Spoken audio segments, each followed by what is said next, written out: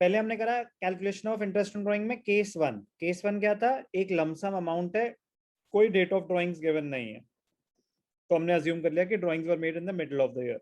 अब ध्यान से देखना, बड़ा मजेदार पॉइंट है।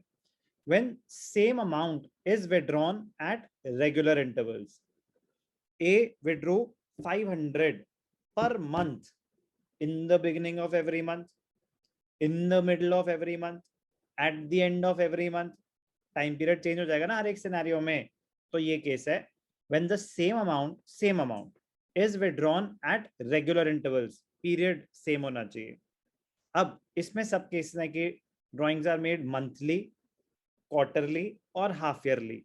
तो पहले मंथली, ध्यान से देखना इसमें क्या क्या केसेस हो सकते हैं। If the drawings are made monthly, हर महीने आप पैसे विड्रॉ कर रहे हो, तो उसमें एक केस होगा इन the beginning of every month, एक केस होगा मिडल ऑफ एवरी मंथ, और एक केस होगा एंड ऑफ एवरी मंथ। मतलब ध्यान से देखना, अगर आप बिगिनिंग ऑफ एवरी मंथ आप पैसे विड्रॉ करते हो, फॉर एग्जांपल फाइनेंशियल ईयर है अप्रैल टू मार्च, तो आपने कब कब पैसे विड्रॉ करे होंगे? 1 अप्रैल, 1 मई, 1 जून, 1 जुलाई। बिगिनिंग ऑफ एवरी मंथ मतलब 1 ऑफ एवरी मंथ। यस और no? Yes sir. Yes sir. तो इंटरेस्ट कुछ होता, अगर होता मिडिल ऑफ एवरी मंथ तो 15th होता, तो टाइम पीरियड कुछ और होता। यस और नो?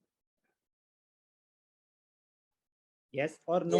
Yes sir. अगर आपने फर्स्ट को ड्राइंग्स करी तो पूरे महीने का इंटरेस्ट देंगे, पूरे 12 महीने का इंटरेस्ट देंगे।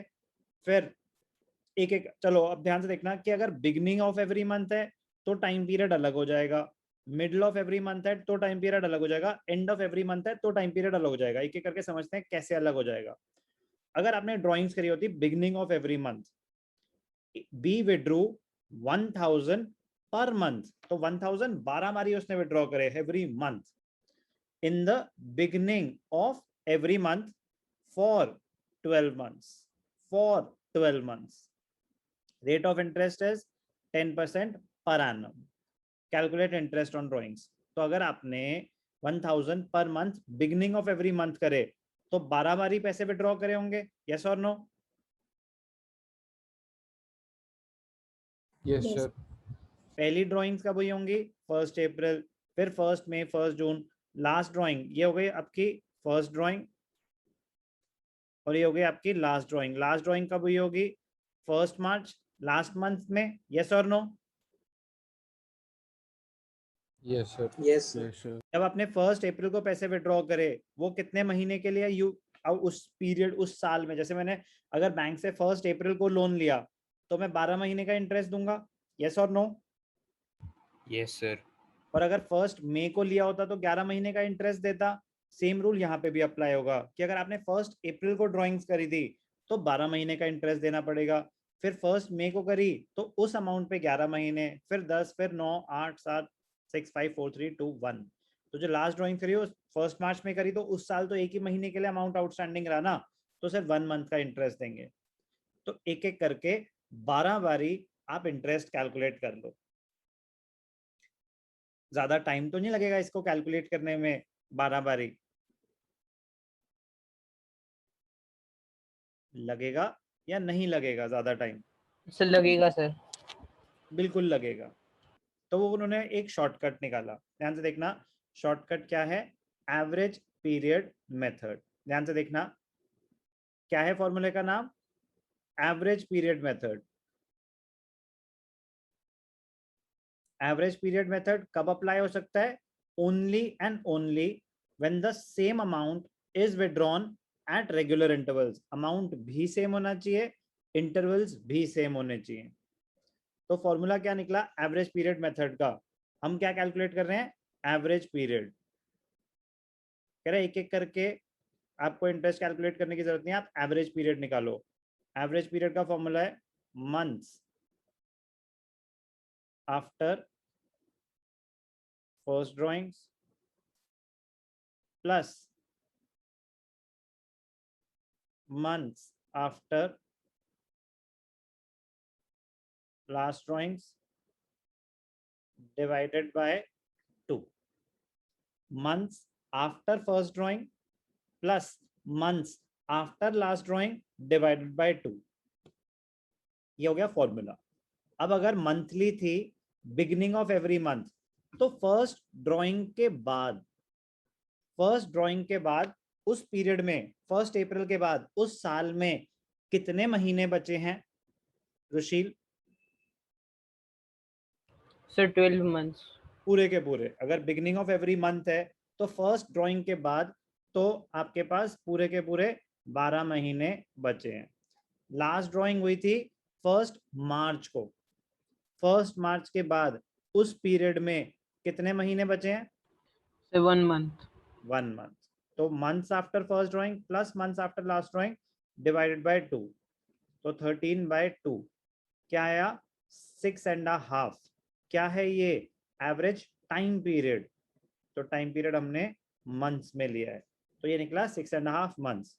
कह रहे एक तो आपके पास सिंपल सा तरीका था कि आप एक एक करके 12 बारी इंटरेस्ट कैलकुलेट कर लो। तो जब आपने वो एक एक करके 1000 पे 12 महीने का 10%, 1000 पे 11 महीने का, ऐसे एक एक करके सबका इंटरेस्ट निकालते तो आपका आता 650। तो उसने बोला रुको जरा, फॉर्मूला अप्लाई करो। तो फॉर्मूला क्या है? Months after first drawing plus months after last drawing. तो वो करके हमने देखा तो 6.5 मंथ्स आया। तो कह रहे देखते हैं फिर क्या होगा। तो 6.5 मंथ्स के अगर करेंगे तो ड्राइंग्स कितनी है? 1000 पर मंथ। टोटल ड्राइंग्स कितनी है? 12,000। यस और नो? रेट ऑफ इंटरेस्ट क्या है? 10%। यस और नो? Yes sir. और टाइम पीरियड क्या आ गया? 6.5/12। तो 6.5/12 को सिंप्लीफाई करने के लिए 6 2 12 13, 13/24 भी लिख सकते हो आप। यस और नो? Yes sir. तो वो आप कैलकुलेशन सिंप्लीफाई करने के लिए please do not use a calculator. तो जब आपने कैलकुलेट करा 1000 इंटू 12,000 का 10% फॉर 6.5 मंथ्स, तो वो भी क्या आया? 650। तो ध्यान रखना, हमें ये एक एक करके नहीं कैलकुलेट करना, हमें फॉर्मूला यूज करना है। फॉर्मूले का नाम क्या है? Average period method. और फॉर्मूला है क्या? Months after first drawing plus months after last drawing divided by 2। क्या था ये? If the drawings are made monthly in the beginning of every month, तो टाइम पीरियड क्या निकला? 6.5 मंथ्स। इसमें किसी को कोई डाउट? No sir. अब अगर होता मिडिल ऑफ एवरी मंथ, अगर मिडिल ऑफ एवरी मंथ होता तो डेट ऑफ ड्राइंग क्या होती अभिषेक? मिडिल ऑफ एवरी मंथ अगर होता तो डेट ऑफ ड्राइंग क्या होती अभिषेक? 15। तो हम 15 ही ले लेंगे कन्वीनियंस से। तो ध्यान से देखना, सेम कि B withdrew 1000 per month in the middle of every month for 12 month, पूरे 12 महीने के लिए। तो 15 अप्रैल, 15 मई, 15 जून, एक एक करके हमने सारे, ये हो गई फर्स्ट ड्राइंग और ये हो गई लास्ट ड्राइंग। एक एक करके नॉर्मल हमने, अगर 15 अप्रैल को आपने पहला ड्राइंग्स करी हैं, उस साल में कितने मंथ्स बचे हैं? 11.5। अगर 1 अप्रैल को करी थी तो पूरे 12 बचे हुए थे। तो अगर 15 अप्रैल को ड्राइंग्स करी हैं तो 11.5 मंथ्स बचे हैं। यस और नो? Yes sir. 15 मई को करी अगर ड्राइंग तो 10.5 मंथ्स बचे हैं। 15 जून को करी तो 9.5, ऐसे इतना टाइम पीरियड बचा है। लास्ट ड्राइंग अगर आपने 15 मार्च को करी तो कितना टाइम पीरियड बचा है? 0.5। यस और नो? Yes sir. तो फॉर्मूला क्या है एवरेज पीरियड का? Months after first drawing. Months after first drawing कितने हैं अक्षत? क्या sir? Months remaining after the first drawing. Sir 11.5 months. 11.5 months after last drawing. Sir half. Half, तो 11.5, तो months after first drawing plus months after last drawing divided by 2, तो 12/2, तो time period क्या आया 6 months. ये टाइम पीरियड कैसे आया, इसमें कोई डाउट? No, sir. इंटरेस्ट कैसे कैलकुलेट करेंगे अब बताओ, अक्षत आप बताओ। अब मुझे इंटरेस्ट कैलकुलेट करना है, 1000 पर मंथ है, मिडिल ऑफ एवरी मंथ है, तो मिडिल ऑफ एवरी मंथ के फॉर्मूले के हिसाब से टाइम पीरियड आ गया 6 मंथ्स। रेट ऑफ इंटरेस्ट है 10% पर एनम। किस अमाउंट को किससे मल्टीप्लाई करूं, मुझे इंटरेस्ट ऑन ड्राइंग कैलकुलेट करना है। अक्षत आप बताओ बेटा। Sir, कोई भी याद इंटरेस्ट, नहीं सोचो ना, दिमाग पे जोर डालेंगे। कोई भी इंटरेस्ट निकालते हैं, इंटरेस्ट, तो फॉर्मूला क्या होता है, amount into rate into time period, PRT, principal rate time. Yes और नो? yes, sir. बोलो अमाउंट कितना है, टोटल अमाउंट ऑफ ड्राइंग्स कितना है? Sir, 1000.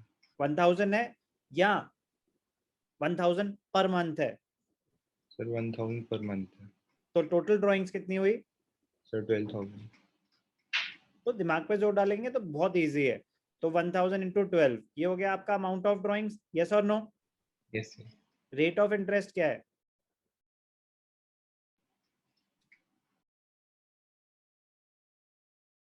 Sir, 10% per annum. Rate of interest 10% per annum, तो 10/100। एवरेज टाइम पीरियड क्या निकला? 6 months. तो 6 मंथ्स को क्या लिखेंगे, 6/12। इजी या very easy? Easy. Very easy.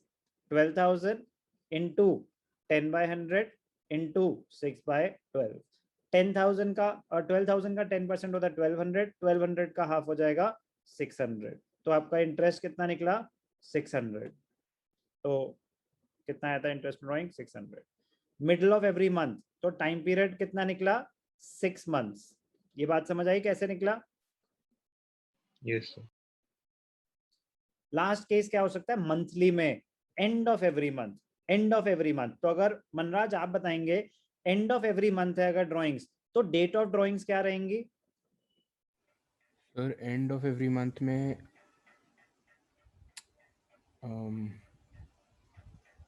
बोलो। अप्रैल का क्या हो जाएगा, 30th अप्रैल, 30th अप्रैल। 31st मई, 30th जून। ठीक है, तो ये डेट्स आपके एस्टिमेट के लिए हैं, आपको वहां पे डेट वाइज लिखना नहीं होता, बस आपको आइडिया देने के लिए बोल रहा हूँ कि एंड ऑफ एवरी मंथ अगर 30 दिन है तो 30th अप्रैल, अगर 31 है तो 31st मई। तो एंड ऑफ एवरी मंथ का मतलब समझ आया, हर मंथ के लास्ट डे पे आपने पैसे विड्रॉ करे। इसमें कोई डाउट? No sir. अगर आपने फर्स्ट ड्राइंग 30th अप्रैल को करी है, तो फर्स्ट ड्राइंग के बाद कितने महीने बच गए होंगे मनराज? सर फर्स्ट ड्राइंग के बाद अगर 12 महीने होते हैं एक 12। साल में, यस सर। और आपने 30th अप्रैल को पहली ड्राइंग करी है, तो एक महीना तो जा चुका है। Yes sir. तो अब कितने महीने बचे हैं, months remaining after first drawing? 11। तो ये 11 कैसे आया, ये समझ आया? Yes sir. लास्ट ड्राइंग आपने करी होगी 31st मार्च को, यस और no? Yes sir. Months remaining after last drawing कितने बचे हैं? 0। 0। तो Yes, sir. फॉर्मूला क्या होता है, months after first drawing 11, months after last drawing 0, तो 11/2 क्या होगा, 5.5 मंथ्स। यस और नो? Yes sir. तो अब आप फॉर्मूला बताओ, इंटरेस्ट कैलकुलेट करना है, अमाउंट कितना है ड्राइंग्स का? Sir 1000 into 12। तो 12,000 आ गया। Yes sir. Rate of interest क्या है, 10% per annum, तो 10/100 into 5.5 बाई तो 12। Yes sir. ये ध्यान रखना है, तो 5.5 अपॉन 12, 5 2 10, 11/24 लिख सकते हैं इसको, कैलकुलेशन सिंप्लीफाई हो जाएगी। Yes sir. 11/24, तो अगर मैं यहाँ पे लिखूंगा 12,000 का 10% क्या होता है, 1200 यस सर। इंटू 11/24, तो 6 2 6 4 4 5, तो क्या है ये 550। कैलकुलेशन समझ आई? Yes sir. तो इंटरेस्ट कितना आया, 550। तो एक एक करके आपको ड्राइंग्स का इंटरेस्ट ना कैलकुलेट करना पड़े, उसके लिए उन्होंने आपको एक फॉर्मूला डिराइव करके दिया। उस फॉर्मूले का नाम क्या है, average period method, but average period method सिर्फ और सिर्फ तभी अप्लाई हो सकता है when the same amount is withdrawn at regular intervals. तो अभी जो हमने करा रेगुलर इंटरवल्स का केस क्या था, if the amount is withdrawn monthly. इसके आगे हम करेंगे if the amount is withdrawn quarterly, half yearly, तो क्या चेंज हो जाएगा। मंथली को क्लोज करेंगे, बिगनिंग का अमाउंट पीरियड निकला था 6.5, फिर 6, फिर 5.5 मंथ्स। टाइम पीरियड को याद मत करना, कैसे कैलकुलेट किया वो समझना, फिर याद करना, स्पीड बढ़ जाएगी, बट लॉजिक के साथ। क्या करा, calculation of interest on drawings when the same amount is withdrawn at regular intervals, period was monthly.